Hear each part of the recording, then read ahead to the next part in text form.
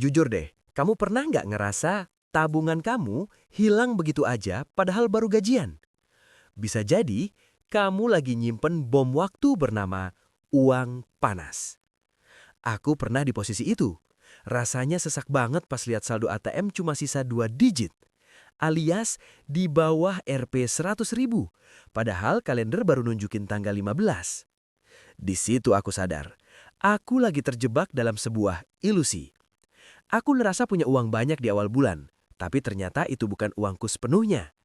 Di sini, aku mau cerita gimana jebakan ini hampir bikin aku depresi, karena aku nggak tahu bedanya suhu uang yang aku pegang.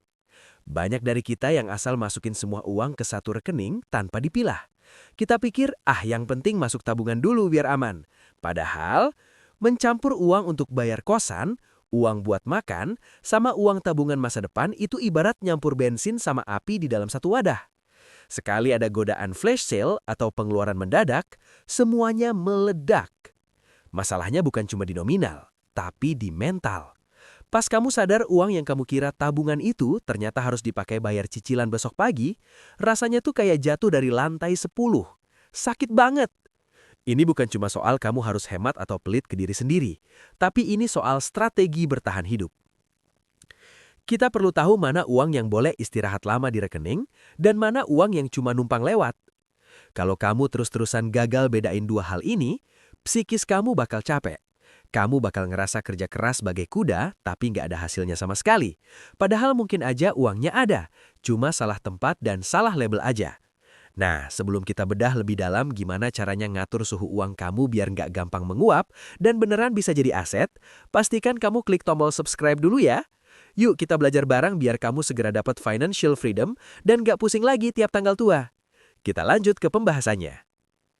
Sekarang, coba kamu bayangkan kalau uang di dompet atau rekening kamu itu punya suhu. Ini penting banget, karena kalau kamu nggak tahu suhunya, tangan kamu bisa terbakar. Serius, di sini kita mulai dari yang paling berbahaya, uang panas. Secara teknis, ini adalah uang dari Rp0 sampai batas pengeluaran wajib kamu setiap bulan. Uang ini sebenarnya sudah ada pemiliknya, bukan milik kamu lagi.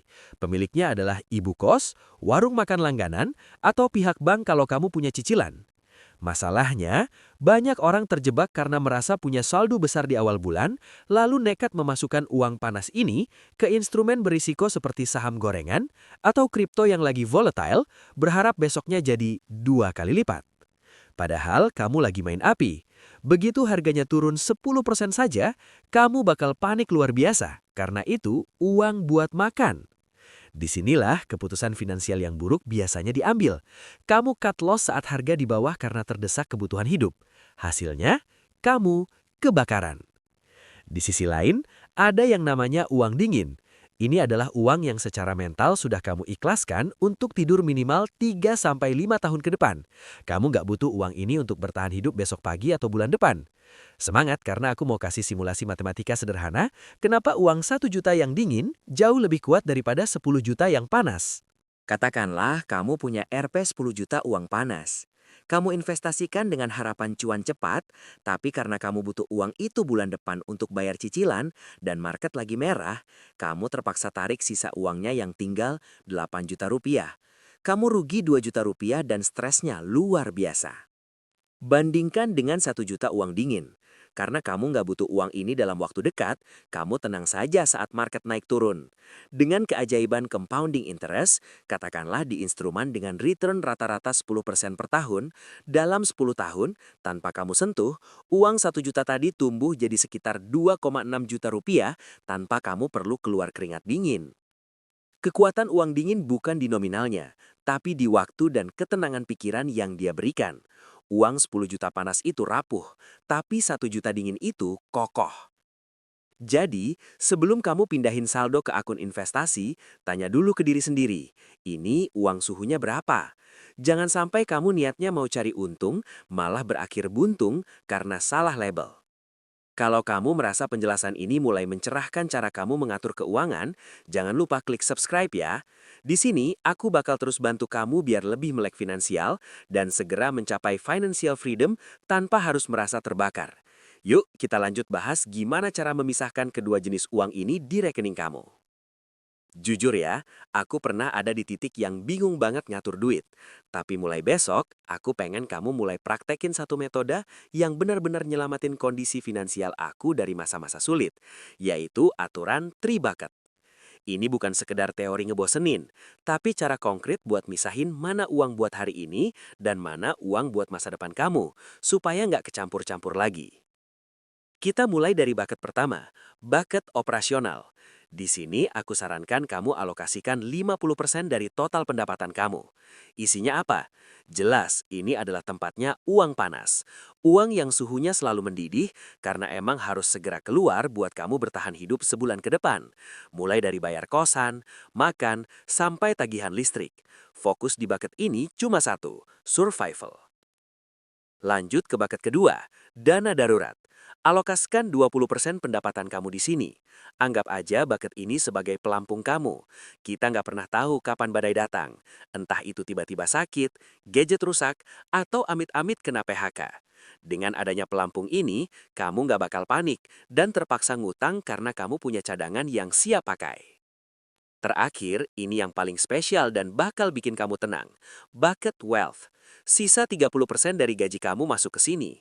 Nah, inilah tempat berkumpulnya si uang dingin yang sesungguhnya. Uang di sini sifatnya sakral. Ini adalah hak masa depan kamu yang nggak boleh diganggu-gugat sama sekali untuk keperluan konsumtif. Biar kamu makin kebayang, yuk kita bedah pakai angka nyata. Misal gaji kamu saat ini Rp 5 juta per bulan. Berarti, 1. Bucket operasional 50%, Rp 2,5 juta rupiah. Gunakan ini buat semua kebutuhan pokok kamu. 2. Dana darurat 20%, 1 juta rupiah. Tabung terus sampai kamu punya minimal 7,5 juta rupiah di rekening khusus. 3. Bucket wealth 30%, 1,5 juta rupiah. Nah, 1,5 juta ini adalah uang dingin yang bisa kamu investasikan ke instrumen yang lebih produktif. Bayangkan, kalau kamu disiplin, dalam setahun kamu sudah punya 18 juta uang yang bekerja untuk kamu. Kedengarannya simple, tapi kedisiplinan di bagian inilah yang bakal jadi penentu seberapa cepat kamu bisa mencapai financial freedom tanpa harus merasa terbakar setiap akhir bulan. Kalau kamu ngerasa strategi 3 bucket ini masuk akal buat kamu coba, jangan lupa klik subscribe ya. Di sini aku bakal terus nemenin kamu dan bagiin tips biar kamu makin jago kelola uang dan pelan-pelan bangun kekayaan yang stabil. Aku mau ajak kamu simulasi sebentar supaya kamu benar-benar paham bedanya. Cobain deh bayangkan, kamu punya uang 5 juta. Tapi uang ini sebenarnya adalah uang panas yang harusnya kamu pakai buat bayar semesteran kuliah atau bayar kosan bulan depan. Karena tergiur pengen cepat untung, kamu nekat masukin uang itu ke saham atau aset beresiko lainnya. Nah, tiba-tiba market lagi nggak bersahabat dan aset kamu turun 20%. Dalam sekejap, uang 5 juta tadi berubah jadi 4 juta. Di titik ini, aku yakin perasaan kamu bakal campur aduk banget. Kamu bakal panik, nggak bisa tidur tenang, bahkan mungkin ngerasa kayak mau kiamat. Kenapa? Karena kamu butuh uang itu dalam waktu dekat. Penurunan 20% itu bukan lagi sekedar angka di layar, tapi jadi tragedi karena kamu bingung gimana cara nutupin kekurangan biaya kosan tadi. Inilah yang aku sebut sebagai mental breakdown finansial. Tapi coba lihat, bedanya kalau uang 5 juta itu adalah uang dingin. Artinya, semua kebutuhan pokok kamu sudah aman, dana darurat sudah ada, dan uang ini memang dikhususkan untuk investasi jangka panjang, 5-10 tahun ke depan. Saat market turun 20%, reaksi kamu pasti bakal jauh lebih santai. Kamu nggak akan pusing, karena kamu tahu kamu nggak butuh uang itu besok atau bulan depan. Bahkan buat orang yang pegang uang dingin, penurunan 20% itu sering dianggap sebagai diskon besar-besaran. Kamu malah punya mentalitas untuk beli lagi di harga bawah karena kamu percaya dengan fundamental investasimu. Jadi perbedaannya sangat kontras kan? Nominalnya sama-sama turun 20%, tapi dampaknya ke mental kamu bak bumi dan langit. Aku nggak mau kamu ngalamin stres yang nggak perlu cuma karena salah menempatkan uang. Ingat, investasi itu maraton, bukan lari sprint. Kedewasaan kita dalam mengelola emosi sangat bergantung pada seberapa dingin uang yang kita simpan di rekening investasi. Kalau kamu ngerasa penjelasan ini ngebantu kamu buat lebih bijak dalam melangkah, yuk klik tombol subscribe-nya. Di channel Cuan Culture ini, aku akan terus nemenin kamu buat belajar kelola keuangan dengan cara yang sehat, biar kita bisa capai financial freedom bareng-bareng dengan hati yang tenang. Jadi, pesan terakhir dari aku, jangan pernah sekali-kali kamu campur uang panas ke dalam rekening tabungan jangka panjang kamu ya. Mulai sekarang, yuk lebih disiplin buat misahin keduanya sebelum suhu dari uang panas itu malah ngerusak semua rencana masa depan yang sudah kamu susun rapi. Ingat ya, menjadi kaya itu prosesnya seringkali pelan-pelan dan butuh konsistensi yang kuat. Investasi itu bukan soal seberapa cepat kamu bisa melipat gandakan uang, tapi seberapa aman dan stabil kamu bisa bertahan di sana dalam jangka panjang. Prinsipnya sederhana, yang penting selamat dan tenang tidurnya. Aku yakin banget, kamu pasti bisa kok buat mulai merapihin pos-pos keuangan kamu satu persatu. Jangan merasa terbebani, karena aku bakal terus temenin proses kamu buat belajar di sini. Sekarang aku pengen tahu nih, coba jujur dan share di kolom komentar ya.